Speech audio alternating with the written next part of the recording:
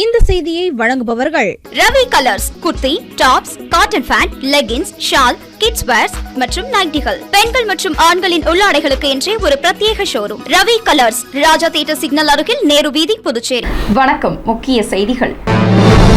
தனித்தனியாக போராட்டத்தை அறிவித்த இந்தியா கூட்டணி கட்சிகள். புதுச்சேரி அரசியலில் பரபரப்பு. நோயாளிகளுக்கு தரையில் படுக்க வைத்து சிகிச்சை. புதுச்சேரி அரசு பொது மருத்துவமனையின் அவலம். மின்கட்டண உயர்வை திரும்ப பெறாவிட்டால் மாநிலம் தழுவிய போராட்டம் நடத்தப்படும். அதிமுக மாநில செயலாளர் அன்பழகன் அறிவிப்பு. வீட்டின் முன்பு நிறுத்தப்பட்ட வாகனத்தை திருடும் முகமூடி திருடன். சிசிடிவி காட்சிகள் வெளியாகி பரபரப்பு. இனி விரிவான செய்திகள். புதுச்சேரியில் உயர்த்தப்பட்ட மின் கட்டணத்திற்கு எதிர்ப்பு தெரிவித்து இந்தியா கூட்டணி கட்சியினர் தனித்தனியாக போராட்டத்தை அறிவித்துள்ளது புதுச்சேரி அரசியலில் பெரும் பரபரப்பை ஏற்படுத்தியுள்ளது. தமிழகம் புதுச்சேரியில் கடந்த 2019ஆம் ஆண்டு பாராளுமன்ற தேர்தல் முதல் திமுக, காங்கிரஸ், கம்யூனிஸ்ட் கட்சிகள், விடுதலை சிறுத்தைகள் உள்ளிட்ட கட்சிகளின் கூட்டணி நீடித்து வருகிறது. தமிழகத்தில் இந்த கூட்டணி 2019 பாராளுமன்ற தேர்தல், 2021 சட்டமன்ற தேர்தல், 2024 பாராளுமன்ற தேர்தல் மற்றும் உள்ளாட்சி தேர்தல்களில் பெரும் வெற்றியை கண்டுள்ளது. அதே நேரத்தில் புதுச்சேரியில் கடந்த சட்டமன்ற தேர்தலில் திமுக, காங்கிரஸ், கம்யூனிஸ்ட், விடுதலை சிறுத்தைகள் கூட்டணி படுதோல்வியை சந்தித்தது. இதில் திமுக மட்டும் 6 சட்டமன்ற உறுப்பினர்களில் பலம் பெற்று எதிர்க்கட்சியாக சட்டசபையில் அமர்ந்துள்ளது. காங்கிரசுக்கு 2 சட்டமன்ற உறுப்பினர்கள் உள்ளனர். கூட்டணியில் இடம்பெற்ற மற்ற கட்சிகளுக்கு சட்டமன்ற உறுப்பினர்கள் இல்லை. தமிழக அளவில் அமைக்கப்பட்ட இந்த கூட்டணி பல்வேறு கருத்து வேறுபாடுகளுடன் புதுச்சேரியில் தொடர்ந்து வருகிறது. எதிர்க்கட்சி அந்தஸ்தை பெற்ற திமுக புதுவையிலும் கூட்டணி தலைமை தாங்க வேண்டும் என விரும்புகிறது. அதே நேரத்தில் அரை நூற்றாண்டு காலமாக புதுச்சேரியில் ஆட்சி செய்த காங்கிரஸ் தனது தலைமையை தக்க வைக்க போராடுகிறது. இதனால் இந்த கூட்டணியில் அவ்வப்போது சலசலப்புகள் ஏற்பட்டு வருகிறது. இருப்பினும் பாராளுமன்ற தேர்தலை சந்திக்கும் போது அனைத்து கட்சிகளும் ஒன்றிணைந்து ஆளும் என்ஆர் காங்கிரஸ், பாரதிய ஜனதா ஆட்சிக்கு எதிராக ஒற்றுமையாக இருந்தனர். பாராளுமன்ற தேர்தலுக்கு முன்பாக மின்துறை தனியார் மயம், ஸ்மார்ட் சிட்டி திட்டத்தில் பெரிய மார்க்கெட் கட்டுமான பணிக்கு எதிர்ப்பு ஆகியவற்றிற்கு ஒருங்கிணைந்து போராட்டம் நடத்தினர். பாராளுமன்ற தேர்தல் முடிந்து சட்டமன்ற தேர்தலை நோக்கி அனைத்து கட்சிகளும் நகர்ந்து வருகிறது. சட்டமன்ற தேர்தலில் தங்களுக்கான பங்களிப்பை பெற இந்தியா கூட்டணியில் இடம்பெற்றுள்ள கட்சிகள் விரும்புகிறது. கடந்த காலத்தைப் போல இல்லாமல் சட்டமன்றத்துக்குள்ளும் நுழைய வேண்டும் என கம்யூனிஸ்ட், விடுதலை சிறுத்தைகள் கட்சிகள் விரும்புகிறது. இதனால் தங்களின் போராட்டங்களை தனித்தனியாக நடத்துகின்றனர். சமீபத்தில் உயர்த்தப்பட்ட மின் கட்டணத்தை கண்டித்து வருகிற 2ஆம் தேதி திராவிட முன்னேற்றக் கழகம் தலைமை செயலகத்தை முற்றுகையிடும் போராட்டம் நடத்தப்போவதாக அறிவித்துள்ளது. அதே நாளில் இந்திய கம்யூனிஸ்ட், மார்க்சிஸ்ட், விடுதலை சிறுத்தைகள், கம்யூனிஸ்ட் ஆகிய கட்சிகளின் ஒருங்கிணைந்து மின்துறை தலைமை அலுவலகத்தை முற்றுகையிட்டு போராட்டம் நடத்தப்போவதாக அறிவித்துள்ளனர். இதுவரை காங்கிரஸ் எந்த போராட்ட அறிவிப்பையும் வெளியிடவில்லை. தனித்தனி போராட்ட அறிவிப்புகளால் இந்தியா கூட்டணியில் உள்ள விரிசல் வெளிப்படையாக தெரிய வந்துள்ளது. கூட்டணியில் இடம்பெற்றுள்ள திமுக, காங்கிரஸ் மற்றும் இந்திய கம்யூனிஸ்ட், மார்க்சிஸ்ட், விடுதலை சிறுத்தைகள், கம்யூனிஸ்ட் ஆகியவை தனி ஆவர்த்தனம் செய்ய தொடங்கியுள்ளது. இந்தியா கூட்டணி கட்சியில் தனித்தனி போராட்ட அறிவிப்புகளால் கூட்டணியில் விரிசல் ஏற்பட்டுள்ளதால் புதுச்சேரி அரசியல் வட்டாரத்தில் பெரும் பரபரப்பை ஏற்படுத்தியுள்ளது. எனவேதான் இடதுசாரிகளும் விடுதலை சிறுத்தை கட்சியிலும் இது மற்ற பிரச்சனை மாதிரி இல்ல, இது தினசரி மக்களுடைய ஒவ்வொரு வீட்டுடைய பிரச்சனை, மக்கள் கடுமையாக பாதிக்கப்படுகிறார்கள் என்ற அளவில தான் இது வலுவான போராட்டம் நடத்த முடிவு பண்ணிக்கிறோம். அப்படி வரும்பொழுது நேற்று நடந்த கூட்டத்துல என்ன முடிவு பண்ணிக்கிறோம்னு சொன்னாக்கா, வரக்கூடிய 2ஆம் தேதி திங்கட்கிழமை மின்சாரத்துறை தலைமை அலுவலகம், அந்த தலைமை அலுவலகத்தை முற்றுகை போராட்டம் நடத்த முடிவு செய்து, முற்றுகை போராட்டம் முடிந்த பிறகு 7ஆம் தேதி விநாயகர் சதுர்த்தி வருது. அது முடிந்த பிறகு ஒரு சில தினங்களில் இந்த புதுச்சேரி மக்களை வாட்டி வதைக்கக்கூடிய மின்கட்டண உயர்வை ரத்து செய்ய வேண்டும், இல்லையேல் அரசு மானியம் கொடுக்க வேண்டும் என்று வற்புறுத்தி பந்த் போராட்டத்தை நடத்துவதற்கு முடிவு செய்திருக்கிறோம். புதுச்சேரி அரசு பொது மருத்துவமனையில் போதிய படுக்கை வசதி இல்லாமல் நோயாளிகளுக்கு தரையில் படுக்க வைத்து சிகிச்சை அளிக்கப்படும் அவல நிலையால் பொதுமக்கள் அதிருப்தி அடைந்துள்ளனர். புதுச்சேரியில் நாளுக்கு நாள் மக்கள் தொகை பெருக்கம் அதிகரித்துக் கொண்டே போகிறது. அதே நிலையில் பொதுமக்களின் முக்கிய சேவையான மருத்துவ சிகிச்சை அளிக்கும் விதமாக அரசு மருத்துவமனைகள் செயல்பட்டு வருகின்றன. புதுச்சேரியில் உள்ள பல்வேறு மருத்துவமனைகளில் போதிய படுக்கை வசதிகள் உள்ளிட்ட அடிப்படை வசதிகள் இல்லாததால் நோயாளிகள் மற்றும் பொதுமக்கள் கடும் சிரமம் அடைகின்றனர். புதுச்சேரி அரசு பொது மருத்துவமனையில் நோயாளிகள் படுக்கை வசதி இல்லாமல் வெறும் தரையிலேயே படுக்க வைக்கப்பட்டு சிகிச்சைகள் மேற்கொள்ளப்பட்டு வரும் அவல நிலையும் அரங்கேறி வருகிறது. இந்நிலையில் புதுச்சேரி அரசு இந்திரா காந்தி பொது மருத்துவமனையில் சிகிச்சைக்காக செல்லும்போது போதிய வழிநடத்தல்கள் இல்லாததாலும் ஏழை எளிய மக்கள் கடும் அவதிக்குள்ளாகி வருகின்றனர். மேலும் இங்கு போதிய படுக்கை வசதிகள் இல்லாமல் நோயாளிகள் தரையில் படுக்க வைக்கப்பட்டு சிகிச்சை அளிக்கப்பட்டு வருகின்றனர். இந்த நிலையை போக்குவதற்காக அரசு மருத்துவமனைகளில் தேவையான அனைத்து நடவடிக்கைகளையும் எடுக்க வேண்டும் என்று சமூக ஆர்வலர்களும் பொதுமக்களும் கோரிக்கை வைத்து வருகின்றனர். அதேபோல் அவ்வப்போது மருத்துவ அதிகாரிகளும் துறை சார்ந்த அரசியல் கட்சியினரும் ஆய்வு மேற்கொண்டு போதிய நடவடிக்கைகளை எடுக்க வேண்டும் என்றும் இதுபோன்ற அவல நிலைகளை ஆய்வு செய்தால் மட்டுமே அதன் உண்மை நிலை என்ன என்பது தெரியவரும். மருத்துவர்களுக்கும் நோயாளிகளுக்கும் வேண்டிய அடிப்படை தேவைகளை பூர்த்தி செய்ய முடியும் என்பதே சமூக ஆர்வலர்களின் கருத்தாக உள்ளது.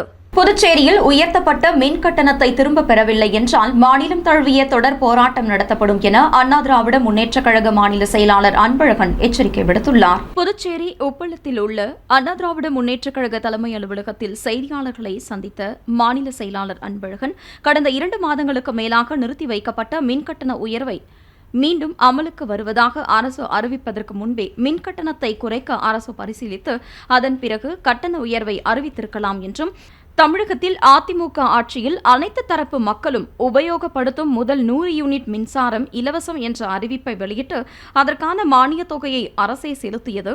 அதேபோன்று புதுச்சேரி மாநிலத்திலும் மக்கள் பயன்படுத்தும் முதல் 100 யூனிட் மின்சாரம் இலவசம் என அறிவித்து அதற்கான மானியத் தொகையை அரசே செலுத்த வேண்டும் அல்லது உயர்த்தப்பட்ட மின் கட்டண உயர்வை முழுமையாக அரசு ரத்து செய்ய வேண்டும் என்று தெரிவித்துள்ளார். மேலும் உயர்த்தப்பட்ட மின் கட்டணத்தை திரும்பப் பெறாவிட்டால் கழக பொதுச் செயலாளரின் அனுமதி பெற்று மாநிலம் தழுவிய தொடர் போராட்டம் அதிமுக சார்பில் நடத்தப்படும் என்றும் அவர் எச்சரிக்கை விடுத்துள்ளார். நின்னாவரி, உக்காந்தாவரி, சிரிச்சாவரி என்கின்ற நிலையில 2 ஆண்டுகளுக்கு முன்பு 2000 ரூபாய் ஒரு வீட்டுக்கு மின் கட்டணம் செலுத்தியவர்கள் இன்று 4500 ரூபாய்க்கு மேல் கிட்டத்தட்ட 120 மடங்கு அதிகமாக மின் கட்டணம் செலுத்தக்கூடிய ஒரு சூழ்நிலையை இந்த அரசு உருவாக்கி இருக்குது. இது செயற்கையான ஒரு முடிவு மக்கள் மத்தியில மக்களுடைய மனதில் அரசு திணிக்குது. இது ஏன்னா இது என்ன, இது ஒரு டிபார்ட்மெண்ட்டா, இது இவ்வளவு தப்பு நடக்குது, இவ்வளவு இருக்குது, இதோட பிரைவேட்டா ஆக்கிட்டு போயிடலாமே அப்படின்ற எண்ணம் மக்களுக்கு வரணும் என்பதுக்கோசம் திட்டமிட்டு புதுச்சேரி ஆளக்கூடிய பிஜேபி கூட்டணி அரசு சதி செய்தா தெரியுது. இது புதுச்சேரி சேதராப்பட்டு அருகே வீட்டின் முன்பு நிறுத்தி வைக்கப்பட்டிருந்த இருசக்கர வாகனத்தை முகமூடி அணிந்த இளைஞர் திருடி செல்லும் சிசிடிவி காட்சிகள் வெளியாகி பரபரப்பை ஏற்படுத்தியுள்ளது. புதுச்சேரி சேதராப்பட்டு அருகே ஸ்ரீ சர்பதி ஊழியர்கள் குடியிருப்பில் வசித்து வருபவர் உமா. கடந்த சில தினங்களுக்கு முன்பு இவரது வீட்டின் முன்பு நிறுத்தப்பட்டிருந்த இருசக்கர வாகனம் திருடு போனதாக சேதராப்பட்டு காவல் நிலையத்தில் இவர் புகார் அளித்திருந்தார். இதையடுத்து ஆய்வாளர் பாலமுருகன் உத்தரவின் பேரில் துணை ஆய்வாளர் ராஜேஷ் தலைமையிலான காவல்துறையினர் அப்பகுதியில் இருந்த சிசிடிவி காட்சிகளை ஆய்வு செய்தனர். அதில் முகமூடி அணிந்த இளைஞர் ஒருவர் நள்ளிரவு நேரத்தில் உமாவின் இருசக்கர வாகனத்தை திருடி செல்லும் காட்சிகள் பதிவாகியிருந்தது. இது தொடர்பான சிசிடிவி காட்சிகள் வெளியிட்டு பைக்கை திருடி சென்ற இளைஞரை காவல்துறையினர் வலைவீசி தேடி வருகின்றனர். தற்போது இந்த சிசிடிவி காட்சிகள் சமூக வலைதளத்தில் வைரலாகி பரபரப்பை ஏற்படுத்தியுள்ளது. ஜிப்மரில் இரட்டை குடியுரிமை விவகாரத்தில் மத்திய சுகாதார அமைச்சர் துணைநிலை ஆளுநர் கைலாசநாதனிடம் புகார் அளிக்கப்பட்டுள்ளதாக சபாநாயகர் செல்வம் தெரிவித்துள்ளார். புதுச்சேரி சட்டப்பேரவையில் செய்தியாளர்களிடம் பேசிய சபாநாயகர் செல்வம், ஜிப்மரில் இந்த ஆண்டும் தமிழகம், பிற மாநிலங்களை சேர்ந்த அரசு ஊழியர்கள் இரட்டை குடியுரிமையுடன் புதுச்சேரி மாணவர்களுக்கான சீட்டுகளை பறிக்க முயற்சி செய்வது தெரியவந்துள்ளது. இரட்டை குடியுரிமைகளுடன் புதுச்சேரி மாணவர்களின் சீட்டை அதிகரிப்பதை மத்திய சுகாதாரத்துறை அமைச்சர் நட்டா துணைநிலை ஆளுநர் கைலாசநாதனிடம் புகார் தெரிவித்துள்ளதாகவும் இது சம்பந்தமாக நடவடிக்கை எடுப்பதாக தெரிவித்துள்ளதாக தெரிவித்தார். ஜிப்மர் நிர்வாகமும் புதுச்சேரி மாணவர்களுக்கு கிடைக்க வேண்டிய 25% இடஒதுக்கீட்டினை உறுதி செய்ய வேண்டும். IAS, PCS அதிகாரிகளால் உருவாக்கப்பட்ட விதிகளை தமிழகம் உள்ளிட்ட பிற மாநில அதிகாரிகள் தவறாக பயன்படுத்திக் கொண்டு டெபுடேஷன் என்ற பெயரில் ஜிப்மரில் சீட்டுகளை பெறுகின்றனர். அப்படி சீட் பெற்ற பிறகு மீண்டும் சொந்த மாநிலத்திற்கு சென்று விடுகின்றனர். இது கண்டிக்கத்தக்கது. இதை ஒருபோதும் அனுமதிக்க முடியாது என்றும் இதை ஜிப்மர் நிர்வாகம் முழுமையாக தடுத்து நிறுத்த வேண்டும் என்று தெரிவித்துள்ளார். தமிழகம் மற்றும் பிற மாநிலத்தைச் சார்ந்த அரசு ஊழியர்கள் அதை கைப்பற்றிக் கொண்டு, அதுவும் குறிப்பாக புதுச்சேரி மாநிலத்தைச் சார்ந்த இடஒதுக்கீட்டில் அந்த பங்களிப்பை பெறுவதற்கான முயற்சி நடைபெறுவதாக தெரிய வந்துள்ளது. இரட்டை குடியுரிமை பெற்றுக்கொண்டு ஒரு அரசு அதிகாரி என்பவர் ஜிப்மர் மருத்துவமனையில் குறைந்தபட்சம் 10 ஆண்டுகளுக்கு மேல் பணிபுரிந்தால் அல்லது டெபுடேஷன் பணியிட மாற்றம் பெற்றிருந்தால் அதன் அடிப்படையில் அவர்களுக்கு இடஒதுக்கீடு வழங்க வேண்டுமே தவிர தங்களுடைய பிள்ளைகளுடைய மருத்துவ படிப்பிற்காக 1 வருடத்திற்குள்ளாக குடியிருப்பு சான்றிதழை பெற்று அதன் மூலம் ஜிப்மர் மருத்துவமனையில் மருத்துவக் கல்லூரியில் தங்கள் பிள்ளைகளுக்கு இடம் பெறுவதை வன்மையாக கண்டிக்கின்றோம். அதிகாரத்தை புறம் தள்ளிவிட்டு அரசு ஊழியர்கள் சேவை செய்யும் மனநிலையை வளர்த்துக் கொள்ள வேண்டும் என காரைக்காலில் நடைபெற்ற கூட்டத்தில் துணைநிலை ஆளுநர் கைலாசநாதன் தெரிவித்துள்ளார். காரைக்கால் மாவட்ட ஆட்சியர் அலுவலகத்தில் மாவட்ட வளர்ச்சித் திட்ட பணிகள் குறித்த ஆய்வுக் கூட்டம் துணைநிலை ஆளுநர் கைலாசநாதன் தலைமையில் நடைபெற்றது. கூட்டத்தில் அமைச்சர் திருமுருகன், மாவட்ட ஆட்சியர் மணிகண்டன், கவர்னரின் செயலர் நெடுஞ்செழியன், முதுநிலை காவல்துறை கண்காணிப்பாளர் மணேஷ் மற்றும் பல்வேறு துறைகளைச் சேர்ந்த அதிகாரிகள் பங்கேற்றனர். மாவட்ட ஆட்சியர் மணிகண்டன் காரைக்கால் மாவட்டத்தில் செயல்படுத்தப்பட்டு வரும் மத்திய மாநில வளர்ச்சித் திட்ட பணிகள் குறித்தும் மக்கள் நலப் பணிகள் குறித்தும் காணொலி காட்சி மூலம் விவரித்தார். தொடர்ந்து முதுநிலை காவல்துறை கண்காணிப்பாளர் மணீஷ் காரைக்கால் மாவட்ட சட்டம் ஒழுங்கு நிலை குறித்து விவரித்தார். தொடர்ந்து கூட்டத்தில் பேசிய துணைநிலை ஆளுநர் கைலாசநாதன், அரசு ஊழியர்கள் மிகுந்த அர்ப்பணிப்போடு பணியாற்ற வேண்டும். மாத ஊதியம், ஓய்வூதியம், அதிகாரம் ஆகியவற்றை புறம் தள்ளிவிட்டு மக்களுக்கு சேவையாற்றும் விதத்தில் மனநிலையை வளர்த்துக் கொள்ள வேண்டும். அரசு பணி என்பது அதிகாரத்தை பெற என்பதற்கல்லாமல் மக்களுக்கு சேவை செய்வதற்கான ஒரு வாய்ப்பாக கருத வேண்டும் என்று தெரிவித்தார். மேலும் மக்களுக்கு நன்மைகள் செய்வதற்கான திட்டங்களை செயல்படுத்துவதற்கான முனைப்போடு பணியாற்ற வேண்டும் என்றும் அறிவுரை வழங்கினார். தொடர்ந்து பேசிய அவர், மிக வேகமாக வளர்ச்சி பெறுவதற்கு அனைத்து திறன்களும் காரைக்காலில் உள்ளது. அதனை முன்னெடுக்கும் வகையில் மாவட்டத்திற்கான ஒரு தொலைநோக்கு பார்வையோடு அதிகாரிகள் செயல்பட வேண்டும் என்று தெரிவித்த அவர், புதுச்சேரியிலிருந்து அலுவல் பணிகளை கவனிக்க காரைக்கால் வரும் அரசு செயலர்கள் காரைக்காலில் தங்கி மக்கள் குறைகளை கேட்டு வளர்ச்சி திட்ட பணிகளை மேற்கொள்ள வேண்டும் என்றும் வலியுறுத்தியுள்ளார். அதனைத் தொடர்ந்து பறவைப்பேட்டில் உள்ள குப்பை கிடங்கை துணைநிலை ஆளுநர் பார்வையிட்டார். குப்பை பிரித்தெடுக்கும் முறை, உரம் தயாரிக்கும் முறை ஆகியவற்றை அமைச்சர் திருமுருகனுடன் பார்வையிட்டார். தொடர்ந்து அரசலாறு கடற்கரை மற்றும் காரைக்கால் துறைமுகத்தை பார்வையிட்டார். துறைமுகத்தின் செயல்பாடுகள், சரக்குகளை கையாளும் திறன் ஆகியவற்றையும் கேட்டறிந்தார். தொடர்ந்து விரிவுபடுத்தப்பட்ட துறைமுக பகுதியையும் துணைநிலை ஆளுநர் கைலாசநாதன் பார்வையிட்டார். புதுச்சேரி முருங்கப்பாக்கம் பகுதியில் ஏற்படும் போக்குவரத்து நெரிசல் மற்றும் விபத்துக்களை தடுக்க நடவடிக்கை எடுக்க வேண்டும் என வலியுறுத்தி திராவிட முன்னேற்றக் கழகம் சார்பில் ஆர்ப்பாட்டம் நடைபெற்றது. அரியாங்குப்பம் தொகுதி முருங்கப்பாக்கம் திராவிட முன்னேற்றக் கழக கிளை கழகங்கள் சார்பில் கண்டன ஆர்ப்பாட்டம் நடைபெற்றது. முருங்கப்பாக்கம் திரௌபதியம்மன் கோவில் வாயிலில் நடைபெற்ற ஆர்ப்பாட்டத்திற்கு முருங்கப்பாக்கம் கிளை நிர்வாகி மதுரகுமார் தலைமை வகித்தார். இதில் மாநில தொகுதி நிர்வாகிகள், முருங்கப்பாக்கம் பொதுமக்கள் பலர் கலந்து கொண்டனர். முருங்கப்பாக்கம் முதல் மரப்பாலம் வரை கடலூர் சாலையில் கடும் போக்குவரத்து நெரிசல், விபத்துகளால் அகால மரணம் நிகழ்கிறது. சாலை விரிவாக்க பணி தாமதப்படுத்தப்படுகிறது. குண்டும் குழியுமான சாலை ஆக்கிரமிப்புகளை அரசு அதிகாரிகள் சீரமைக்கவில்லை. சாலை சிக்னல் இயங்கவில்லை. முருங்கப்பாக்கம் அவல நிலையை உடனடியாக போக்க வேண்டும் என வலியுறுத்தி இந்த ஆர்ப்பாட்டம் திராவிட முன்னேற்றக் கழகம் சார்பில் நடைபெற்றது. புதுச்சேரியில் மின்கட்டண உயர்வை மறுபரிசீலனை செய்ய வேண்டும் என முன்னாள் சட்டமன்ற உறுப்பினர் சாமிநாதன் வலியுறுத்தியுள்ளார்.